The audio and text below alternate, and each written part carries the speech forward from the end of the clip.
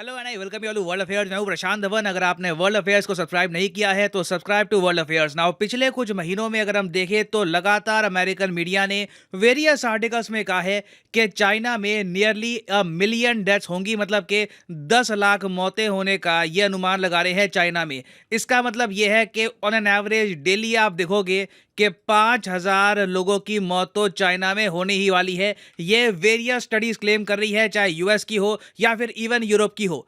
मगर चाइना ने बड़े स्केल पर, आई मीन ह्यूमंगस स्केल पर, ये सारी मौतों को छुपाना स्टार्ट कर दिया है। और ये सबसे ज्यादा कंसर्न है भारत के लिए, क्योंकि चाइना जितना असली डेटा छुपाएगा, भारत में आप देखोगे डिमांड उठेगी कि चाइना के साथ हमारी जो बॉर्डर है इसको बिल्कुल शट डाउन कर दो, इसको सील कर दो। क्योंकि अभी यहाँ पे आप देख पाओगे, ये आपको याद होगा, वर्ल्डोमीटर वेबसाइट का डेटा है। बहुत टाइम बाद हम देख रहे हैं इस डेटा को, और यहाँ पे आप नोटिस करोगे दुनिया में सबसे ज्यादा कोविड-19 की वजह से मौतें हुई है यूएसए में। 11 लाख लोग यहाँ पर मारे गए। नंबर 2 पे आपको मिलेगा इंडिया, 5,30,000 के आसपास यहाँ पे मौतें हुई हैं। नाउ चाइना आप देखोगे इस पूरी लिस्ट से मिसिंग है। चाइना को ढूंढने के लिए ना आपको बड़ा नीचे जाना होगा, 94th 95th रैंक पे आपको मिलेगा चाइना। क्योंकि चाइना की सरकार ने ऑफिशियली हमेशा ये क्लेम किया है कि कोविड-19 पैंडेमिक शुरू होने से लेकर अब तक इनके यहाँ मुश्किल से 5,400 के आसपास मौतें हुई हैं। 5,400-300 के आसपास ये लोग क्लेम करते हैं डेथ्स। मगर ऑब्वियसली ये झूठ है। चाइना बड़े स्केल पर बहुत सी मौतें छुपा रहा है। और हाल ही में हमने देखा कि ऑस्ट्रेलियन मीडिया ने रिपोर्ट पब्लिश करी है कि चाइना में जो क्रेमेटोरियम्स है, जहां पर बॉडीज को जलाया जाता है, वहां पर ना पुलिस खड़ी कर दी गई है। कई जगह तो पैरामिलिट्री गार्ड्स हैं। एंश्योर किया जा रहा है कि कोई आदमी फोटो वीडियो कुछ यहां पर रिकॉर्ड ना कर दे, कुछ एविडेंस दुनिया के सामने ना आ जाए कि असली ट्रू टोल क्या है चाइना की फेल्ड जीरो कोविड पॉलिसी का ना। एक तो ये सब हो रहा है। उसके अलावा हम ये भी देख रहे हैं कि चाइना की सरकार ने ऑफिशियली भी ये कह दिया है कि जिन लोगों की मौत होगी रेस्पिरेटरी फेलियर से, सिर्फ उन्हीं को ये मानेंगे कोविड डेथ। जबकि दुनिया भर में आप देखो तो सिस्टम ये है कि अगर एक आदमी की मौत हो जाती है, उसको कोविड था, तो हम मान के चलते हैं कि ये एक कोविड डेथ ही थी। अमेरिका में कई बार केसेस देखे गए हैं कि एक आदमी को हार्ट अटैक हुआ है, मगर सिंस उसको कोविड भी था तो हम मान के चलते हैं कि कोविड-19 की भी कॉम्प्लिकेशन कहीं ना कहीं रही होगी, तो उसको भी हम काउंट करते हैं एज ए कोविड डेथ। तो चाइना ने कहा है कि ये सब ये बिल्कुल नहीं करेंगे।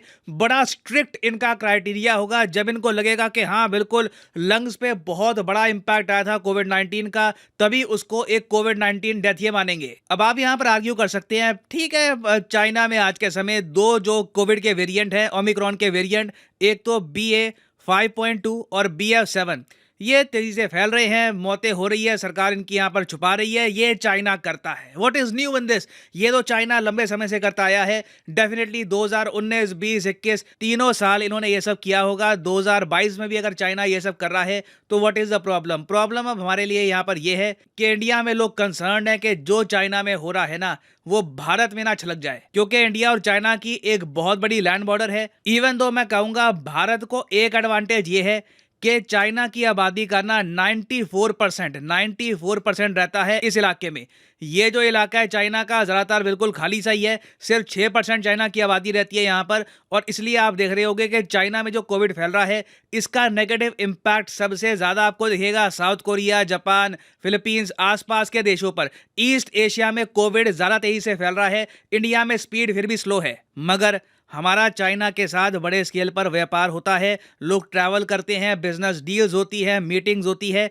तो ये सब देख करना, अब आप देखोगे इंडिया में लगातार आर्टिकल्स पब्लिश हो रहे हैं। लोग सोशल मीडिया पर भी डिमांड कर रहे हैं कि चाइना के साथ बॉर्डर शट डाउन कर दो और ट्रैवल भी चाइना के साथ बिल्कुल रिस्ट्रिक्ट कर दो। चाइना के साथ कोई ट्रैवल होना नहीं चाहिए। हमारे लोग वहाँ नहीं जाएंगे, उनके लोग यहाँ पर नहीं आएंगे। क्योंकि देखो, हम लोग नहीं चाहते कि हमारे यहाँ फिर से लॉकडाउन लगे। इवन दो मुझे यहाँ पर ऐड करना पड़ेगा, भारत में जो डॉक्टर्स हैं, for example Indian medical association के एक बहुत ही फेमस डॉक्टर हैं, डॉक्टर अनिल गोयल।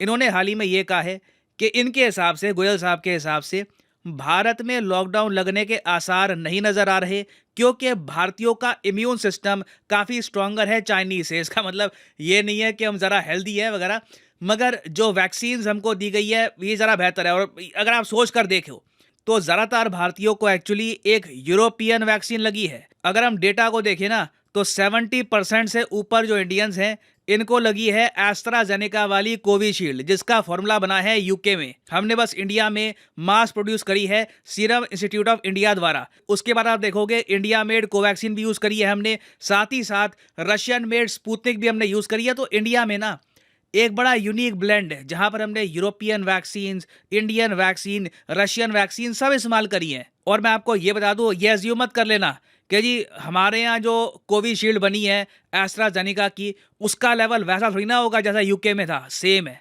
ये कई स्टडीज ने बता दिया है कि कोविशील्ड का इम्यून रिस्पॉन्स सेम है जैसे यूके के वर्जन का है। तो इसलिए हम देख रहे हैं कि वर्ल्ड बैंक भी ना बहुत ही कॉन्फिडेंटली कह रहा है कि जो भी आने वाले समय में दुनिया में प्रॉब्लम्स आएंगी कोविड को लेकर, लॉकडाउन्स को लेकर, उससे इंडिया काफी हद तक सेफ रहने वाला है, क्योंकि इंडिया प्रॉपरली वैक्सीनेटेड है ना। यहाँ पे आप एक क्वेश्चन पूछोगे, ठीक है हम लोग वैक्सीनेटेड है, मगर फिर भी एक डर लगा रहता है म्यूटेशन का, कि चाइना से ना कोई नया म्यूटेशन ना आ जाए जो वैक्सीन के इफेक्ट को तोड़कर लोगों को बीमार करना स्टार्ट कर दे। ये डर अपनी जगह सही है। सबसे बड़ी प्रॉब्लम यही है कि हमारा जो नेबरिंग कंट्री है चाइना, ये छुपाता बहुत ज़्यादा है, रियल डेटा हमारे पास नहीं है। और अगर आप सोच रहे हैं कि चाइना रियल डेटा क्यों छुपा रहा है, एक तो ऑब्वियसली खुद की जो इमेज है ये लोग बचाने की कोशिश करते हैं, उसके अलावा एक बहुत ही बड़ा इकोनॉमिक एंगल भी है। मैं आपको बताऊं, चाइना में जो कोविड की हालत है ना, ये देखते हुए वर्ल्ड बैंक ने ये कहा है कि ये कंट्री तो अभी बहुत सफ़र करेगा, इसकी जो ग्रोथ का प्रोजेक्शन है ना ये और कम कर दो। वर्ल्ड बैंक ने पहले कहा था कि चाइना की जो जीडीपी ग्रोथ रेट है ना ये 4.3% रहने वाली है, मगर अब ये लोग कह रहे हैं कि चाइना की ग्रोथ रेट अब कम होकर हो जाएगी 2.7%।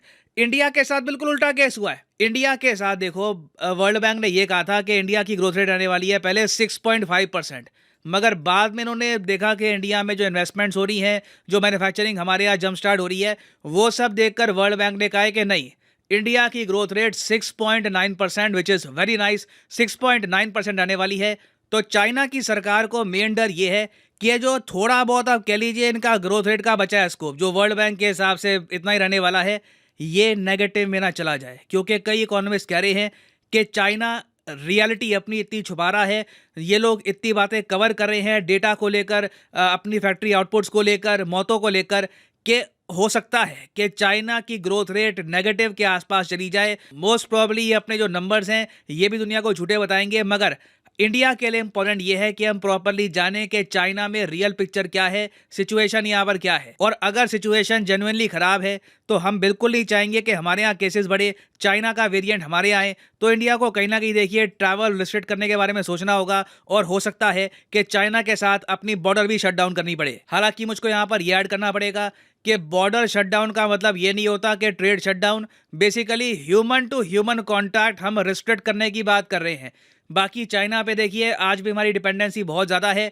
चाइना से इलेक्ट्रॉनिक आइटम्स, काफ़ी बार हम लोग एपीआई बहुत कुछ करते हैं इंपोर्ट, ये रातों रात हम रिड्यूस नहीं कर सकते। मगर देखो ये जो पेंडेमिक्स हैं जो ज़्यादातर चाइना से ही स्टार्ट होते हैं, फिर चाइना इनके बारे में छुपाता भी है, ये एक और बहुत ही बड़ा रीज़न है चाइना पे अपनी निर्भरता कम करने का, चाइना से डीकपल करने का, चाइना से दूर होने का। क्योंकि एक कंट्री जिसको कुछ परवाह नहीं है दुनिया में कौन सा वायरस फैलता है, कैसे पेंडेमिक फैलता है, इनके साथ जब भी हम ट्रैवल करते हैं, ट्रेड करते हैं, डर बना रहेगा कि हमारे यहाँ भी ये वायरसेस ना फैल जाएं। ना फाइनली यहाँ पे मैं आपसे क्वेश्चन भी पूछूंगा। इस क्वेश्चन के बारे में इतनी चर्चा हुई है, इतने आर्टिकल्स पब्लिश हुए हैं, आपको मेरी आवश्यकता नहीं होनी चाहिए इसका आंसर करने में। बहुत ही सिंपल सा क्वेश्चन है, बताओ कि ऑस्कर 2023 के लिए वो कौन सा भारतीय मूवी सॉन्ग है जिसको शॉर्टलिस्ट कर दिया जा चुका है बेस्ट सॉन्ग कैटेगरी में।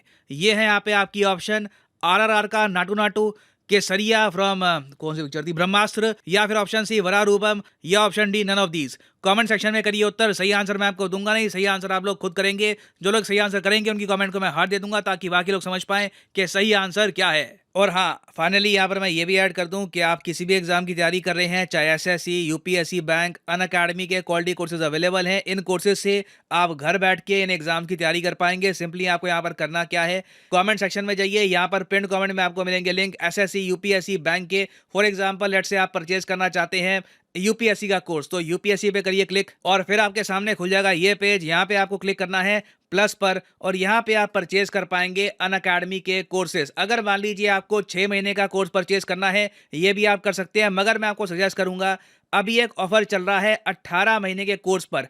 18 महीने का कोर्स आप अगर परचेज करते हैं तो 3 महीने आपको एक्स्ट्रा मिलेंगे, ऑटोमेटिकली आपका कोर्स बन जाएगा 21 महीने का। तो ये कोर्स आप कर सकते हैं परचेज, मगर जो प्राइसेस यहाँ पर लिखे हैं ये पे करने की जरूरत नहीं है। सिंपली यहाँ पर कोड डालिए PD10 और अपने आप देखोगे प्राइसेस गिरना शुरू हो जाएंगे। The prices will start falling, so use the code PD10 and save money. So इसी नोट के साथ ये वीडियो का, thank you for listening and as always God bless you all.